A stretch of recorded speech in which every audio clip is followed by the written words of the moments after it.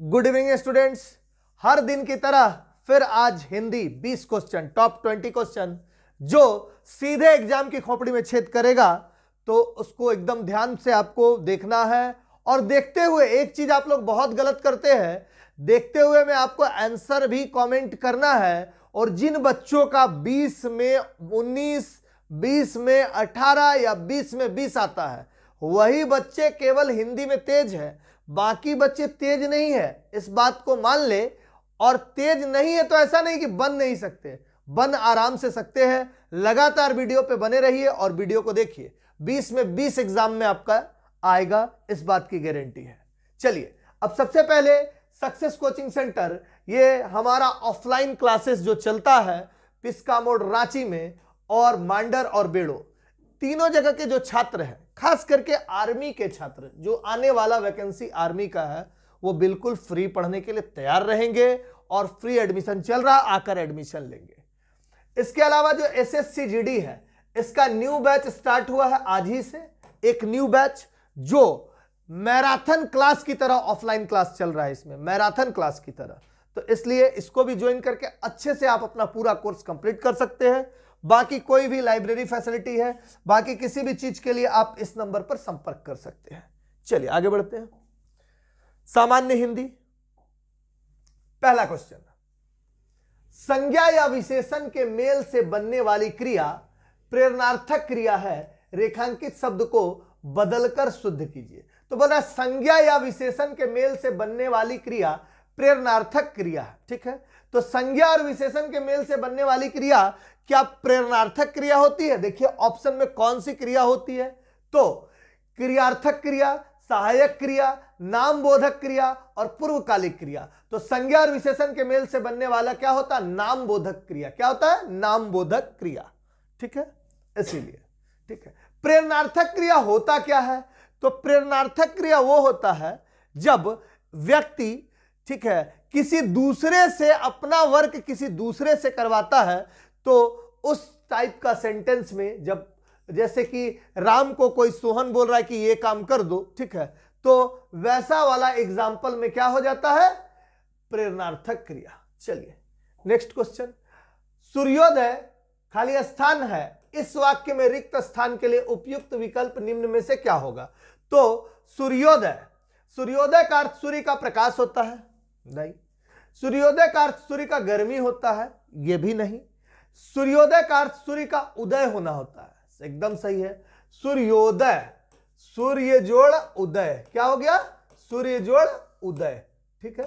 तो यह सूर्य का उदय होना ही क्या कहलाता है?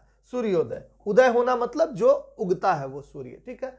ईश्वर के प्रति प्रगाढ़ एवं अस्थायी आस्था का भाव खाली स्थान कहलाता है। आपके पास ये 4 ऑप्शन है, मुक्ति, भक्ति, आसक्ति, विरक्ति। तो ईश्वर के प्रति अगर प्रेम है तो उसको मुक्ति बोलेंगे? नहीं बोलेंगे, उसको क्या बोलते हैं? भक्ति बोलते हैं। क्या बोलते हैं? भक्ति। चलिए नेक्स्ट पे, निम्न में से किरण के पर्यायवाची शब्द का चयन कीजिए। तो किरण का पर्यायवाची शब्द आपको बताना है। आपके पास करीब 20 सेकंड का मिनिमम समय होता ही होता है। आपको कमेंट बॉक्स में कमेंट करना है कि क्या होगा। तो आभा, धूमकेतु, प्रभा और पंकज। तो देखिए हो क्या जाएगा? यहां पर प्रभा हो जाएगा। क्या हो जाएगा? प्रभा, ठीक है। आभा अलग होता है, ठीक ना, चमक को आभा बोलते हैं, ठीक है। धूमकेतु जो जान ही रहे, पंकज किसको बोलते हैं? कमल का पर्यायवाची शब्द है ना। तो प्रभा किसका हो जाएगा? किरण के लिए पर्यायवाची शब्द क्या हो जाएगा? प्रभा हो जाएगा। चलिए आगे बढ़ते हैं। देखिए किरण का कुछ पर्यायवाची शब्द आपको यहां देखने के लिए और मिल रहा है। प्रभा, मयूख, अंशु, रश्मि, मरीचि और ज्योति। आभा का पर्यायवाची शब्द आपको दिख रहा है, शोभा, चमक, प्रकाश, कांति, तेज, ओज, दीप्ति, ठीक है। और पंकज का आप लोग जानते हैं, जलज, ठीक है, कमल, राजीव, सरोज, नलिन, जलज, पुंडरिक, अरविंद, अंबुज और नीरज। इसके अलावा भी बहुत सारा होता है, लेकिन ये इसलिए डाल दिया गया है ताकि आपको कम से कम एक्स्ट्रा इफेक्ट देखने को मिले और एक्स्ट्रा क्वेश्चन याद हो, ठीक है। चलिए नेक्स्ट, निम्नलिखित मुहावरे के सही अर्थ का चयन विकल्पों में से कीजिए, ठीक है। पैरों में मेहंदी लगाकर बैठना, ठीक है। पैरों में मेहंदी लगाकर बैठना, तो मृत्यु को प्राप्त करना नहीं। आलस्य और लाचारी वश घर में पड़े रहना, तो यह सही बात है। पैरों में मेहंदी, आलस्य और लाचारी वश क्या होता है? घर में पड़े रहना। यह आंसर हो गया। नेक्स्ट, निम्न वाक्य में रेखांकित शब्द के विलोम शब्द रिक्त स्थान की पूर्ति कीजिए। राग और खालिस्तान दोनों विपरीत भाव है। राग और क्या? तो देखिए, रहित, सराग, रागी, द्वेष। ये द्वेष थोड़ा सा मूर्धन्य से होता द्वेष में, ठीक ना, तो द्वेष, ठीक है, तो ये हो गया। तो सही आंसर क्या है? द्वेष, ठीक है। तो राग और द्वेष दोनों क्या है? विपरीत। जैसे रहित और सहित, रहित और सहित ये दोनों क्या है? विपरीत है, ठीक है ना। चलिए, वह स्त्री जो वेदों का ज्ञान रखती हो, वह स्त्री जो वेदों का ज्ञान रखती हो उसको क्या बोलते हैं? सबको पता है, विदुषी। क्या है? विदुषी, ठीक है। चलिए, हमें हमेशा सच का साथ देना चाहिए, ठीक है ना। तो देखिए, तो इसमें पूछ रहा है कि अशुद्धि पहचानना है, कहां है? हमें हमेशा होगा नहीं ना, तो यही अशुद्धि है, हमेशा। यहां पर हमेशा ऐसे नहीं लिख के हमेशा कैसे लिखा जाता है? हमेशा, ठीक है। ये हुआ, दो ठो नहीं होगा, एक होगा, एकार, ठीक है। आकाश में बिजली चमक रही है, इस वाक्य के रेखांकित शब्द के लिए उचित पर्यायवाची शब्द चुने। तो आकाश में बिजली क्या है? चमक रही है। इस वाक्य का रेखांकित आपको करना है। तो बिजली का क्या होगा? खनन नहीं होगा, वासव नहीं होगा, चपला। ये क्या होगा? चपला, चंचला, ये सब क्या होता है? बिजली का। तड़ित, ये सब विद्युत, ये सब किसका होता है? बिजली का, ठीक है। चलिए आगे बढ़ते हैं। देखिए, बिजली का होता है चंचला, सौदामणि, दामिनी, सया, धनप्रिया, ऐरावती और तड़ित। तो ये आपको 2-4 और एक्स्ट्रा सीखने को मिला, इसको याद कर लीजिएगा। नेक्स्ट, निम्न वाक्य को शुद्ध कीजिए, ठीक है। तुम इस बार अधिक परिश्रम किए हो इसलिए सफलता का अधिक आशा है, ठीक है। ये एक वाक्य लिखा हुआ है, तो इसको हमको पढ़ना है कि कौन सा इसमें शुद्ध होगा। तुमने इस बार अधिक परिश्रम किया है इसलिए सफलता की आशा है। तुमने इस बार अधिक परिश्रम के कारण सफलता मिलेगी, ये तो होगा नहीं। तुम अधिक परिश्रम किए अतः सफलता की अधिक आशा, ये भी नहीं। तुमने बहुत अधिक परिश्रम किया इसलिए सफलता का आशा, ये नहीं। तो पहला वाला ऑप्शन क्या हो गया? सही हो गया, ठीक है। नेक्स्ट, मेरा घर पर्वत के ऊपर की समतल भूमि पर है। कहां है? पर्वत के ऊपर की समतल भूमि पर मेरा घर है, ठीक है। तो इसको क्या बोलेंगे? सर्वाधिक उपयुक्त विकल्प चुनना है शब्द समूह में से। तो यहां तराई नहीं होगा, ठीक है। क्या होगा बताइएगा कमेंट बॉक्स में, ठीक है। 1 सेकेंड इसीलिए रुकते हैं ताकि आप कमेंट बॉक्स पे भी बताइए, ताकि मजा आए पढ़ने का भी, ठीक है। तो अधिक्या, क्या, उपत्यका और घाटी, तो ये तो होगा नहीं, ये होगा नहीं, ये होगा नहीं, तो होगा क्या फाइनल? अधित्यका, ठीक है। चलिए, क्या बोल रहा है? पर्वत के ऊपर की समतल भूमि को क्या बोलेंगे? अधित्यका, ठीक है। अब देखिए, यहां पर तराई दिया हुआ था जिस ऑप्शन में, तो पहाड़ी के नीचे का समतल भूभाग क्या कहलाता है? तराई कहलाता है। उपत्यका, पर्वत के पास के भूमि को क्या बोलते हैं? उपत्यका, ठीक है। और घाटी, दो पर्वत के बीच से जो भाग निकलता है उसको क्या बोलते हैं? घाटी, ठीक है। जिसकी उपमा ना हो, ठीक है, जिसकी उपमा ना हो, सैकड़ों बार ये क्वेश्चन आ चुका है। क्या होता है? जिसकी उपमा ना हो अनुपम, क्या हो जाएगा? अनुपम।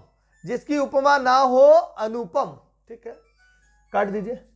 चलिए, अब देखिएगा यहां पर और भी है, अकथनीय, उपमेय और उपमान। चलिए, अकथनीय मतलब जो कहने कथन योग्य, देखिए अकथनीय, जिसे कहा ना जा सके।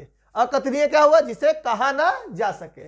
उपमेय, उपमा दिए जाने योग्य, उपमेय, ठीक है, किसी को उपमा देते हैं। उपमान, वह वस्तु या व्यक्ति जिससे उपमा दी जाए, ठीक है, ये क्या कहलाता है? उपमान, ठीक है। चलिए आगे आ जाए।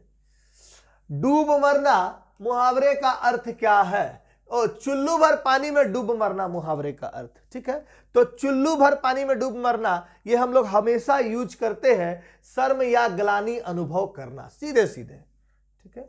नेक्स्ट क्वेश्चन, गोलियों की बाढ़ हो गई, इस वाक्य में रेखांकित शब्द के स्थान पर क्या शब्द आएगा? तो कभी गोलियों का बाढ़ होता है, पानी का बाढ़ तो सुने हम लोग, ठीक है, लेकिन गोलियों का बाढ़ नहीं सुने हैं। गोलियों का क्या होता है? बौछार। क्या होता है? बौछार, ठीक है। नेक्स्ट, निम्नलिखित विकल्पों में से किस एक वाक्य में क्रिया संबंधी अशुद्धि है? किस वाक्य में क्रिया संबंधी अशुद्धि है? तो देखिए, मां बच्चे को खाना खिलाती है, ये तो सही है, इसमें कोई क्रिया का अशुद्धि नहीं है। बच्चा खाना खाता है, ठीक है। बच्चा पढ़ता है, ठीक है, पढ़ना क्रिया है, पढ़ रहा है, ठीक है।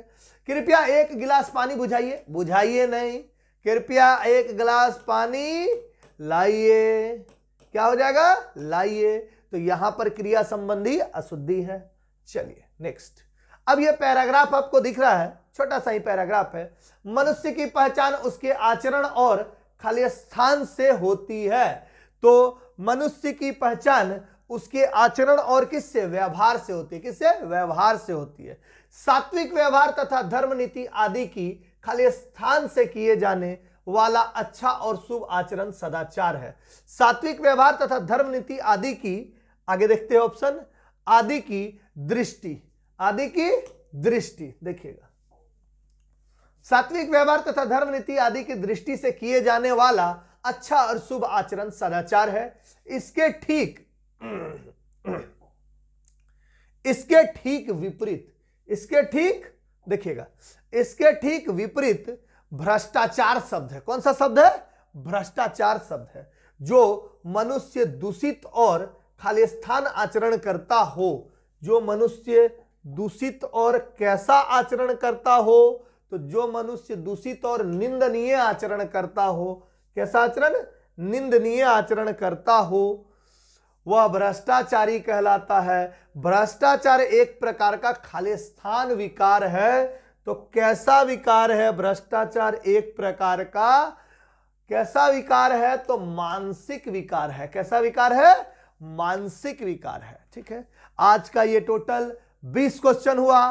कमेंट बॉक्स में जरूर कीजिएगा कमेंट कि 20 में से 20 किसका सही हुआ, क्योंकि पिछला वाला वीडियो में केवल 2 लोगों का 20 में 20 सही हुआ था, बाकी सब किसी का भी 20 में से 20 सही नहीं हुआ था। तो 20 में से 18 और 19 और 20 सही करने वाले जरूर कमेंट करेंगे। धन्यवाद, नेक्स्ट क्लास में मिलते हैं।